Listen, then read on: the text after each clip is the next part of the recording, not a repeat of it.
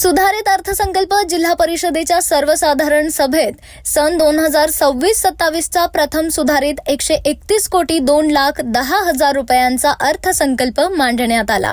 त्यामध्ये 61,927 रुपयांची शिल्लकी तरतूद दाखवण्यात आली आहे। अर्थसंकल्पात वैयक्तिक लाभाच्या अनेक योजनांना कात्री लावल्याचा आक्षेप सदस्यांनी नोंदवला। सामूहिक योजनांवरील निधी कमी करून वैयक्तिक लाभाच्या योजना वाढवा अशी मागणी सदस्यांनी लावून धरली। त्यामुळे अर्थसंकल्पातील काही तरतुदींवर फेरविचार करू अशी ग्वाही अध्यक्षा संगीता पाटील, उपाध्यक्ष ऋषिकेश लाड यांनी दिली। विविध विषय समित्यांच्या सभेत अर्थसंकल्पासाठी तरतुदींची मागणी करण्यात आली होती। स्थायी समितीतही त्याला अंतिम स्वरूप आले होते। प्रत्यक्षात मात्र गुरुवारी सर्वसाधारण सभेत तो सादर झाला, तेव्हा त्यात वैयक्तिक लाभाच्या योजनांना कात्री लावल्याचे दिसून आले। सदस्यांनी त्यावर आक्षेप नोंदवले।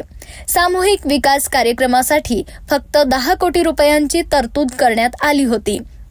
यातून प्रत्येक सदस्याला अवघा 14 लाखांचा स्वीय निधी मिळणार असल्याचे स्पष्ट झाले। सदस्यांनी तक्रार केली की इतक्या तूटपुंजा निधीत मतदारसंघात एखादा रस्ता होईल, अन्य कोणतेही काम होणार नाही।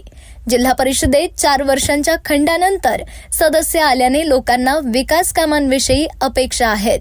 अपुऱ्या निधीत मतदारसंघात विकास कामे कशी करायची, अनावश्यक योजनांवरील खर्च कमी करून हा निधी विकास कामांकडे वळवावा।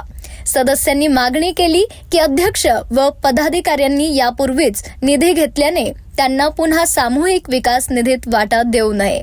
भाजप गटनेते आशिष जाधव यांनी कार्यालयीन साहित्य व स्टेशनवरील मोठ्या प्रमाणात खर्च होत असल्यावर आक्षेप घेतला।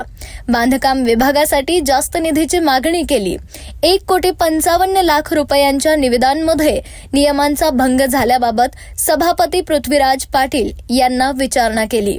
सदस्यांनी कृषी व पशुसंवर्धन विभागाला अधिक निधीची मागणी केली।